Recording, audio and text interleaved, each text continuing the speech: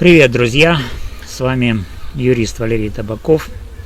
Сегодня 22 июля 2026 года.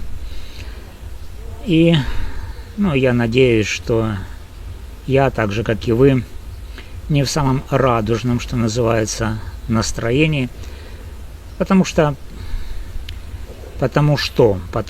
снова и снова мы наблюдаем классический украинский цирк под названием «Законы для всех, кроме власти». Они же не лохи. Итак, 22 июля 2026 года Владимир Зеленский объявил о назначении Михаила Драпатова главнокомандующим вооруженными силами Украины. Само по себе это решение о смене командования ВСУ дело обычное, но способ, которым это провернули, это уже откровенное издевательство над правом. Это сделали в условиях, когда полноценного министра обороны в стране не было. И главный вопрос, который я сейчас буду разбирать без прикрас, вопрос такой: зачем нам вообще нужна Верховная Рада, если законы, которые она принимает, власть спокойно игнорирует?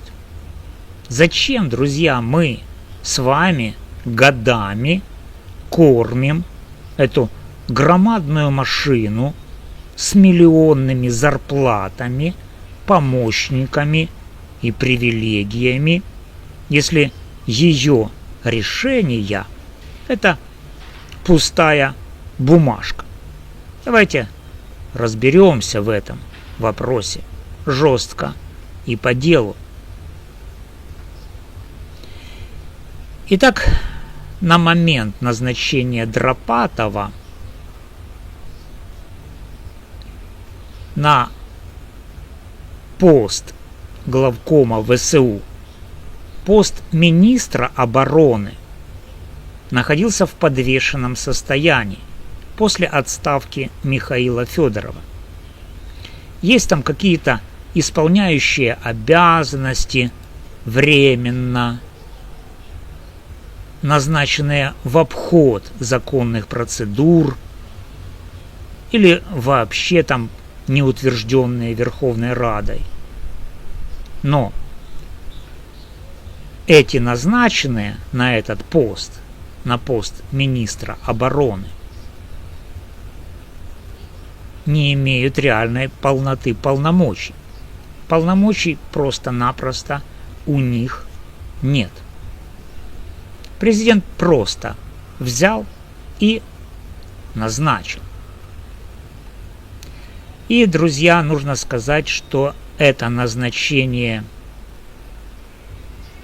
Драпатова не техническая мелочь. Это назначение принято в условиях, когда речь идет о высшей военной должности в стране, которая ведет войну. Человек, от которого зависят стратегия, приказы и жизни тысяч военнослужащих. Вот о чем здесь идет речь, а не о технических процедурах.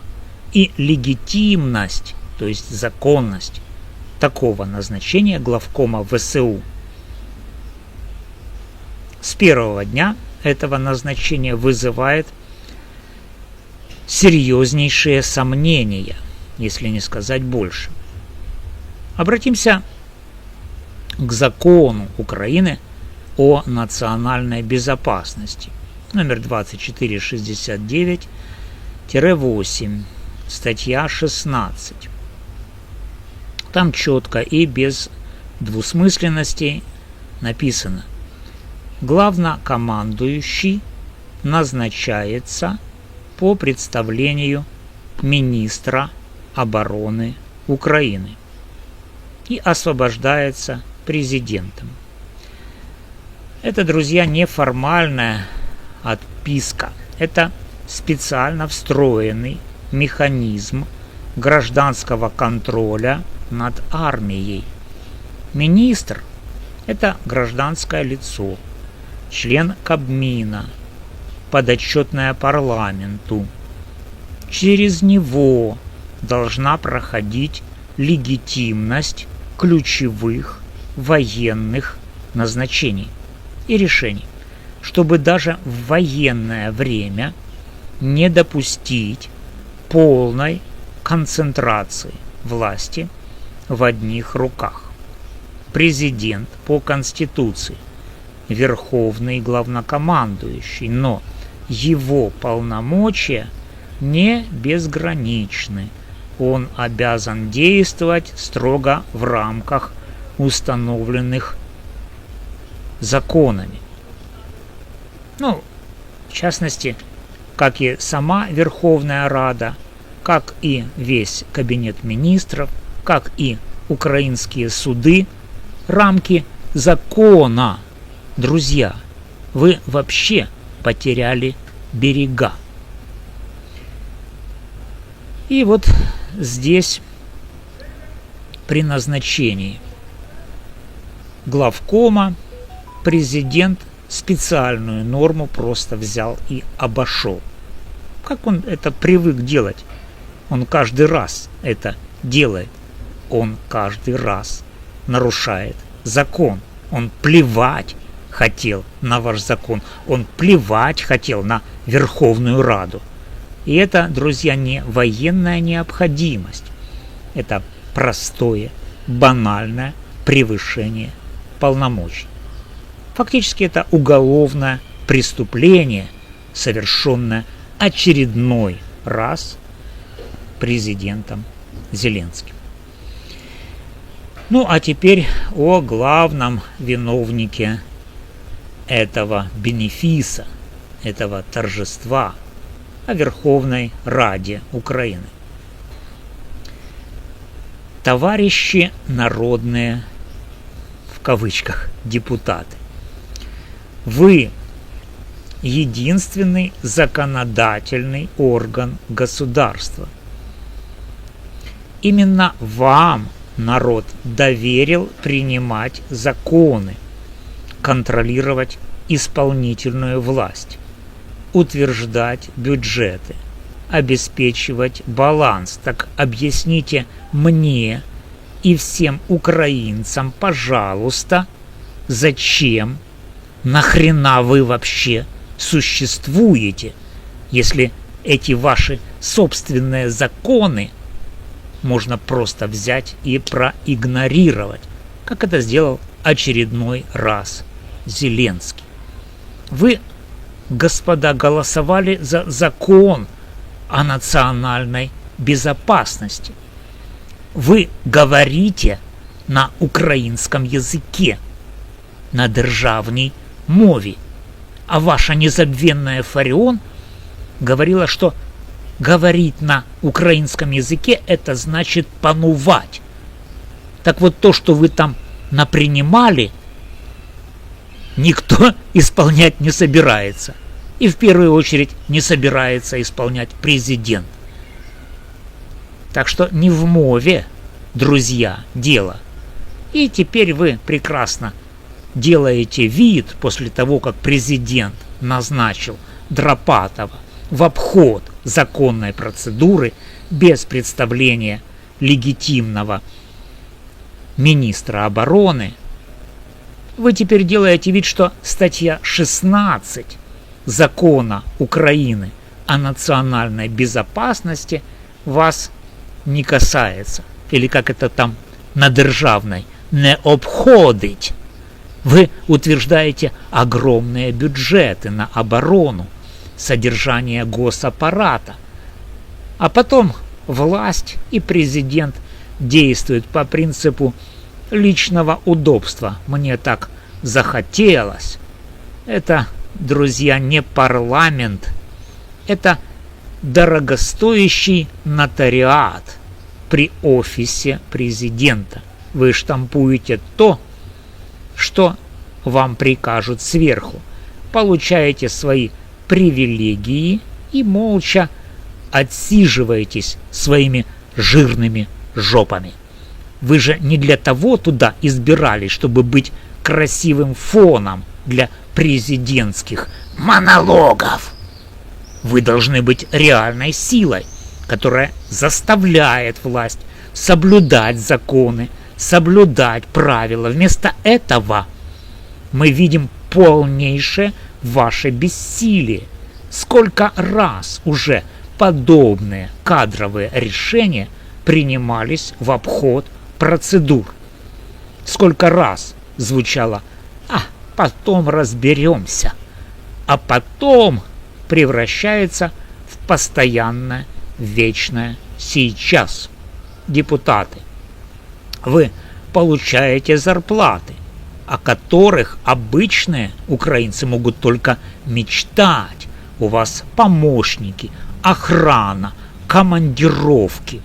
А в ответ нулевой результат в защите конституционного порядка.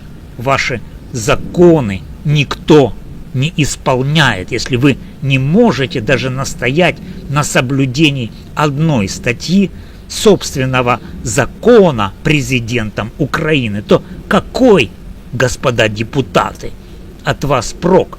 Может, уже сократить вас радикально и направить сэкономленные средства на фронт?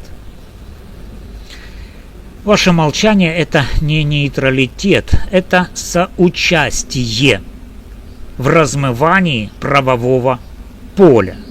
Это групповое преступление. Вы обесцениваете не только себя, но и весь институт парламентаризма в Украине. Теперь о том, чем это грозит. Назначение с процедурными нарушениями создает фундаментальный правовой порог. Приказы нового главкома можно оспаривать в судах, в том числе международных. Это подрывает доверие внутри армии, когда одни генералы уходят с почестями, а другие назначаются по быстрячку. Солдаты начинают сомневаться в легитимности командования на войне. Такие сомнения – роскошь, которую мы не можем себе позволить. И это опасный прецедент. Сегодня обошли министра обороны. Завтра обойдут другие нормы. Постепенно мы скатимся к модели, где все решает один центр. А законы существуют только для галочки, чтобы эти галочки касались только обычных граждан. Война не оправдание для отключения Конституции. Правовое государство должно работать всегда, иначе после победы мы рискуем получить страну, где право лишь красивая вывеска. Международные партнеры тоже смотрят. Такие истории дают почву для вопросов о стабильности наших украинских институтов и легитимности решений. Я официально заявляю, это назначение несет серьезные правовые дефекты. Офис президента обязан без промедления опубликовать все документы, включая полноценное представление именно от министра обороны, а не от временщика. Непонятно, в каком порядке назначено. Верховная Рада должна наконец проснуться, создать временную следственную комиссию, провести слушания, потребовать объяснений и отчетов, в том числе и от президента. Покажите, что вы еще на что-то способны, кроме как просиживать свои штаны. Конституционалисты, военные юристы, общественные активисты. Время пришло требовать соблюдения законов. Оспаривайте, поднимайте вопрос в судах, говорите публично. Друзья, мы сражаемся не только за землю и свободу, мы сражаемся за то, чтобы Украина осталась правовым государством. Даже самый высокий чин которого не стоит выше закона. Верховная Рада, ваше нынешнее поведение – это позорище. Либо вы начинаете выполнять свою конституционную роль, либо пошли вы нафиг. Народ имеет полное право требовать соблюдения правил, особенно сейчас. Если вы, друзья, разделяете эту позицию, поддержите видео лайком, напишите комментарий, поделитесь. Чем больше голосов, тем сложнее будет продолжать этот цирк. С вами был юрист Валерий Табаков. Говорю то, что думаю, не собираюсь молчать. Подписывайтесь, включайте уведомления до следующих разборов. Кто-то еще защищает у нас в Украине правовую державу.